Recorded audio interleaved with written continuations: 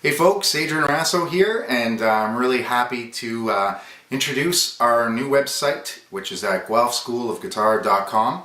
And I'm really happy to get this thing going. I gotta tell you, I've been scouring the net and found that there's a lot of really great, some great information and some not so great information out there. And the majority of stuff that I found were a whole bunch of show-off videos.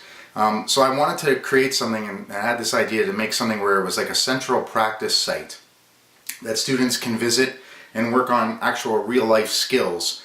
Start with really basic concepts and build it and build it and build it, and kind of give you a huge library of different patterns and licks and scales and arpeggios, chords, all those things that you actually need to make real music. So if you go on our site, you're going to see that the starting point, what we're going to talk about today, is blues. And we're basically going to start with just a very basic rhythm 12-bar blues. And if you go on the site, you're going to see that there's all 12 keys, and it's very important to work on all 12 keys and make sure that you can navigate your way around the fretboard. And then the other thing too, of course, is that for your solo licks, it's very important that when you're playing your leads that you're concentrating on making sure that you can play in all 12 keys as well. And so a lot of the licks that we'll be working on are obviously, you can transpose them to wherever you need to work on them. But what we're going to do today is we're going to start here, and we're going to do just the basic G blues to start out with. And what we're going to do is we're going to use a G power chord. So it's going to be basically just the old trusty G power chord. And then what we're going to do is we're going to add our pinky in here, and we're going to put it on the 7th fret on the A string, and you have one pattern. It's a little stretch there. So it's a little tough, but you practice it and you'll get it. And it sounds like this when you put the rhythm. So you're going to go twice on the G, and then we're going to put in this note here, which is the 6th. It's going to come in and you're going to play that. So when you put this together, you'll recognize this. It goes like this.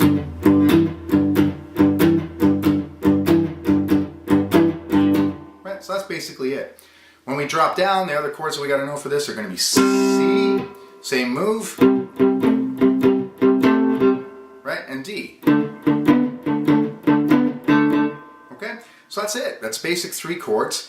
Obviously there's a sequence. You're going to be able to get the tabs for this. You're going to see some of the tabs on the video, and then of course you can see them on the site as well, so that you can practice along with this. Right now we're going to do a kind of run through with a full band, and we're going to do a close-up of this so you can see the movements and see if you can learn this thing. 1, 2, 3, and...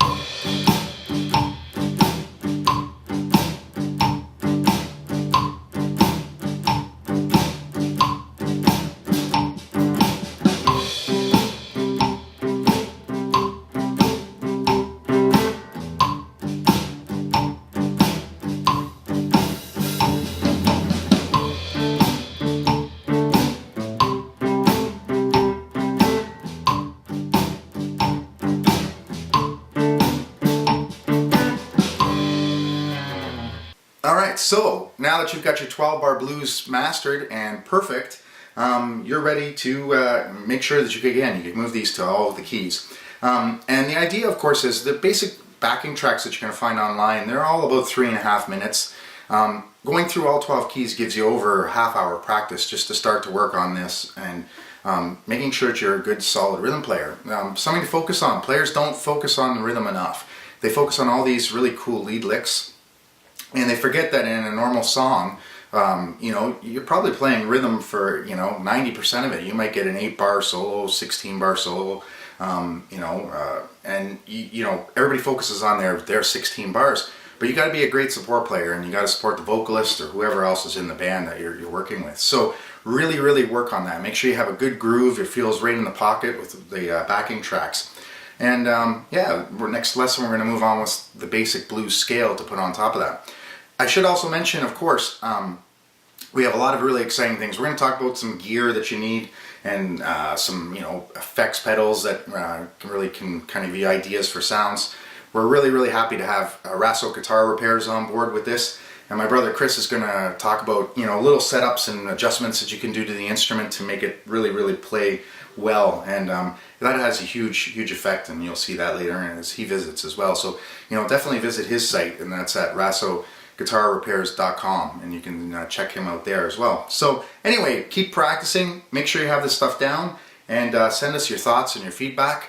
and we're going to try to really make this a really cool experience for everyone visiting the site. Thanks.